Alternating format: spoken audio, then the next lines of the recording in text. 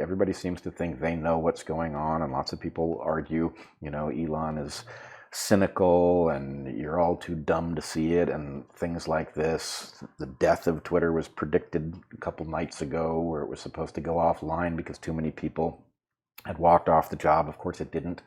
In any case, I would say... people are walking off the job, or people being fired? Well, Musk gave them an ultimatum. Okay. And he basically said, he outlined what Twitter 2.0 was going to be. And what it sounded like, I'm obviously not a Silicon Valley person, but what it sounded to me like was that what he was trying to do was build a startup in the ashes of Twitter 1.0 to make Twitter 2.0, which frankly sounds pretty cool, right? If you could get that kind of burn the midnight oil enthusiasm for building something that the world needs, if you could get that thing inside a well-established entity like Twitter, having gotten rid of all sorts of people who weren't really into it. Yeah, I mean, I think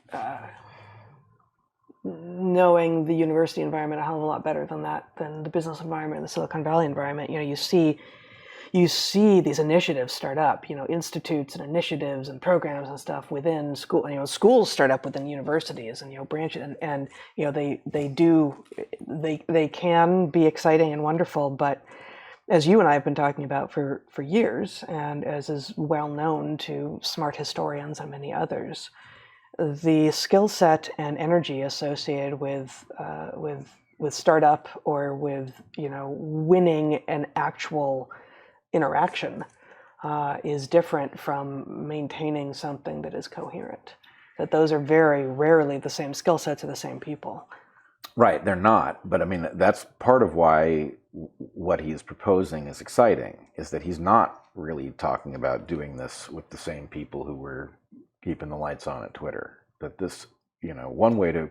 Yeah, but my point is not, oh, well, you just need to keep those same people and make it work. Not at all. I think in general, and I've seen intimations that a lot of the losses in the tech sector right now, the losses of jobs, are actually from like HR and diversity, equity, and inclusion teams. Like, good, get rid of them. Like right. This was the part of it that wasn't functioning anyway. But if fundamentally, startup growth, the growth moment and the maintenance moment, which is much more than a moment, requires different sets of skills and different kinds of people than trying to maintain this growth and acceleration and always something different on the horizon forever. That can't be done. It can't be done. Right, but right. I don't think that's what's going on. I think what you're watching is somebody. Well, and look, there's multiple interpretations of what's going on, right? Some people are, their point is, look, you're looking at a cynical actor and you're just too naive to get it. And maybe that's true, but I don't think so. I think if I'm reading the tea leaves of Twitter correctly, what you have is somebody who has made some interesting moves that have gotten rid of a lot of people who weren't on board with what he was trying to do anyway. Mm-hmm. That he has the advantage of a benevolent dictator of Twitter. And, what people don't, the benevolent dictator sounds like an oxymoron because people believe that absolute power corrupts absolutely, which I have always argued is not correct. That what power does is it selects for corruption. And so when people end up with huge amounts of power, they tend to be very corrupt. It does not mean that somebody who had power and aspired to something couldn't use it honorably, that they would find themselves corrupted by it. And so, Look, I may be wrong, maybe I am being naive, but I don't think so. I think what's going on is that actually, look, there's lots of stuff I think he's doing wrong, and he freely says so. He says, hey, we're going to do a bunch of wrong stuff at Twitter. It's coming.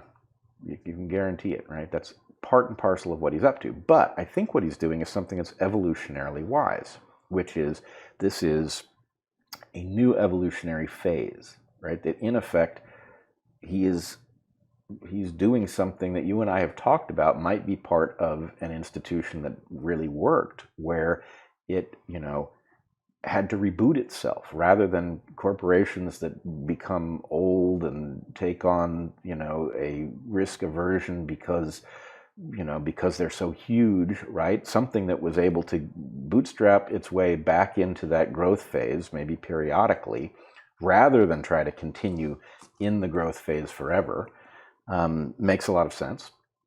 But anyway, my point about it here is different. It is because 0 is a special number, because we have a landscape in which a time-traveling money printer is plausible because we have no mechanism for figuring out what's coming on our own, right? We don't have a newspaper. We don't have a university. We don't have science journals. They're all corrupted. Mm-hmm. Because we have that bad landscape, Twitter becomes a place that actually allows those who have retained their capacity to think and the courage to say what's true out loud and are not participating in the corruption. It gives them a place to air what they've got. And it doesn't mean it's not going to be tremendously noisy, and it doesn't mean there's not going to be really awful stuff on Twitter. Mm-hmm. Undoubtedly there will be. But the question really is this guy really trying to create a place that is an exception to the rules that have ruined every other institution? I still have not seen the data point that says that's not what's going on. And to the extent that it is what's going on, if we do want to get ahead of whoever it is that runs the time-traveling money printer and that has planned a central bank digital currency to keep us all corralled, if we want to get ahead of that, this is the best game in town, right? Mm-hmm. This is our best play. And if it turns out that Musk is cynical, that's a huge problem because we really don't have an alternative. Yeah, I don't see it if there is one. I get simultaneously immediately tired of talking about Twitter at all and social media at all. And I also recognize that, to my enduring surprise, when I am trying to figure out what is happening on some subject, if I DuckDuckGo it or Google it or go to the New York Times or NPR or CNN or WAPO or Fox or any of the legacy media sites, I get less interesting and reliable news less quickly than I do if I do some relatively careful searches on Twitter. And that is a bizarre state to find ourselves in. It is two things, right? It is a measure of how dysfunctional all of the things that are supposed to allow you to figure out what's going on are. Mm-hmm. And it is also an indication that Twitter, still doesn't make sense to me, right? If you proposed Twitter to me, you said, here's what we're going to do, I would say that's not going to work. Nobody's going to do that. Well, it's also, much as you began this episode by talking about something that Peter Thiel had said at some lecture about money having really two different purposes. Twitter has at least two different functions, whether or not, purpose may not be the right word here, but, it reads, and I certainly read it before I was on it, before I ever joined it in 2017, as, a social media site. This is where you go to talk about yourself, to share your stuff with the world, to, post things that are interested in you and to find other people who are interested in the same things and to maybe talk back and forth with them. And okay, maybe if that's what you want to do, I guess, and it's going to be valuable to some people. But this other thing that we're talking about it doing is actually totally distinct. That I find, I because of what we do, we're both, I end up on it and posting things and to some degree keeping track of how all those things do. And I'm happier in any week when I've never gone on it in that form. It's not good for consciousness. But in those weeks when I've never posted anything or gone to, but I've gone and looked for some, news thing, gone to pursue some news story, I don't react the same way. And it is interesting and it is valuable, and you don't have to get dragged into like the personal side of it, like the social, like, how does this universe view me? Like, no, you can do this even if you're logged in as yourself, but better if you're not. But you can use this as an actual media site that's not a social media site, and that I think I would guess, is what Musk is sort of alluding to with regard to I can't remember exactly what you said he said, but basically that this is going to be the news source that we all use. You said he said something like that? Yeah, he said that, I'm trying to remember exactly, but it was something to the effect that Twitter was doing far better as a mechanism for crowdsourcing information about what's going on than any of the major news sources. And you've said the same thing. I 100% agree. It shouldn't be that way. Yeah. Right? We should be able to have a newspaper. Yeah. But apparently we can't. But I guess it will be a tougher sell. I'm still skeptical, and I feel that I'm the most skeptical of social media of like anyone I've ever met. And I'm on Twitter, and I've done both of these things, and I see how much this is like necessary and sometimes interesting and often a time suck almost entirely. And that this thing is actually, whoa, surprising. Oh my God, it's actually a good news source. And yet still I find myself going, oh, but it's Twitter. Why are we talking about Twitter, for fuck's sake, right? So it's going to be a tougher sell for people if even I don't quite believe it, and I feel like I should believe it more than anyone because I have experienced it. Yeah, I guess what I would say is I actually think it's a moment to override your instincts with respect to it, because I can absolutely see why it deserves to be discounted as a result of the fact that it is social media, and social media is itself net negative, and so powerfully so. On the other hand, it's a little bit like, I don't know, what would the analogy be, but in the Apollo 13 situation, right, where you've got astronauts and they're going to die, and there are a certain number of objects on the spacecraft, and you have to configure them into a filter that gets over the problem. The point is, okay, I don't know that the people who started Twitter had any clue what they were building, and it's certainly a mixed bag, but to the extent that no other property can sustain a truth-seeking mechanism, and Twitter falls into the hands of somebody who looks like they're interested in facilitating that, I guess I would say, we are in no position to be picky about the fact that it's a social media site, because at some level, if the people who remember how to think are going to have to gather somewhere and nobody else is going to have them, then Twitter it is. I mean, I think either you're not hearing me or you're talking to everyone else, because I have said, look, I'm sort of the living realization that although it's also the social media thing, which I don't think is healthy for people, if that is the thing that's necessary, or in this case, in this version of the universe we have come to live in, then it is paired inextricably with an actual, effectively, a news. It's not an organization. It's an aggregator. Yeah. Then so be it. And and yes, do all the actual fact checking, not like one of those professional fact checker people do on anything you find there, as you would for anything. But do not start with a personal discounting of like, oh well, I found it on Twitter, so I don't know. Well, like that is an unnecessary discounting that shouldn't happen at the beginning of having found something on that site, as opposed to CNN. Like, really, you're going to prefer the stuff that is going to come out of one of the mainstream sources? I don't think so. All right. Well, I would say one other thing. I think I am a little bit talking to you. I'm also talking to them.